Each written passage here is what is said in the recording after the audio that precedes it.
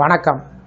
இந்த வீடியோவில் சற்று முன் 3/5/2026 4 மாத DADR தமிழக அரசு ஊழியர்கள் மற்றும் ஓய்வூதியர்களுக்கு குட் நியூஸ் சார்ந்து தகவல்கள் கிடைத்திருக்கின்றன. இது குறித்து முழு விவரத்தையும் பார்க்கலாம்.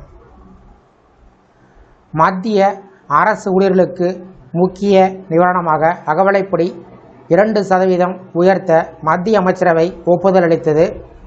இந்த நிலையில் மத்திய அரசை தொடர்ந்து தமிழ்நாடு அரசு ஊழியர்கள் மற்றும் ஓய்வூதியர்களுக்கு அகவிலைப்படி உயர்வு சார்ந்த அறிவிப்பு எப்போது வெளிவரலாம் என்று தகவல்கள் கிடைத்திருக்கின்றன.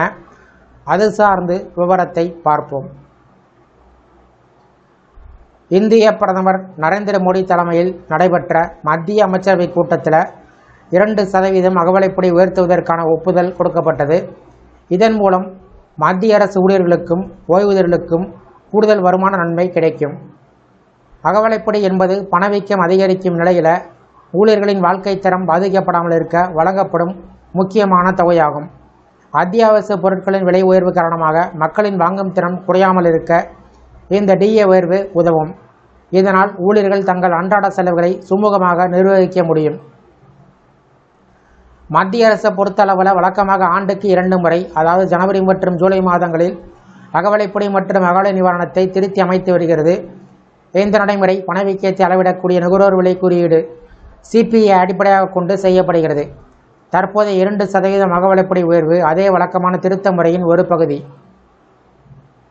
இதற்கு முன்பாக 2025 அக்டோபர் மாதம் அகவிலைப்படி 55%லிருந்து 58% உயர்த்தப்பட்டது.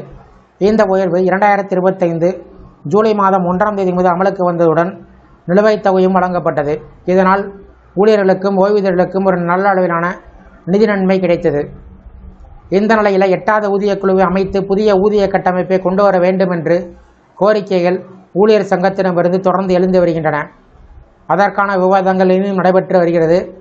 இந்த 2% DA உயர்வு ஒரு இடைக்கால நிவாரணமாக பார்க்கப்படுகிறது. இந்த நிலையில் மத்திய அரசு அறிவிப்பை தொடர்ந்து மாநில அரசும் ஊழியர்கள் மற்றும் ஓய்வூதியர்களுக்கு அகவிலைப்படி உயர்வை அறிவிப்பது வழக்கம்.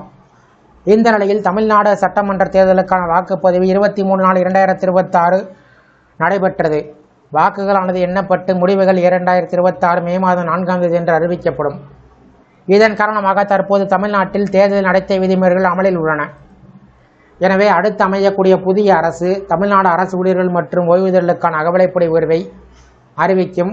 அதனைத் தொடர்ந்து 5 மாதத்திற்கான அரிய DA மற்றும் DR வழங்குவதற்கு வாய்ப்புகள் உள்ளன. அதாவது ஜனவரி, பிப்ரவரி, மார்ச் மற்றும் ஏப்ரல், மே மாதங்களுக்கான DA மற்றும் DR தொகை தமிழ்நாடு அரசு ஊழியர்கள் மற்றும் ஓய்வூதியர்களுக்கு கிடைக்கும். இந்த அறிவிப்பு புதிய அரசு அமைந்தவுடன் வெளிவரும் என்பது குறிப்பிடத்தக்கது. இந்த வீடியோ குறித்த உங்களுடைய கருத்துக்களை கமெண்ட் செக்ஷனில் பதிவிடுங்க. இந்த வீடியோ பிடிச்சிருந்தா வீடியோக்கு ஒரு லைக் பண்ணுங்கள். இந்த வீடியோவை அனைவருக்கும் ஷேர் பண்ணுங்கள். நன்றி.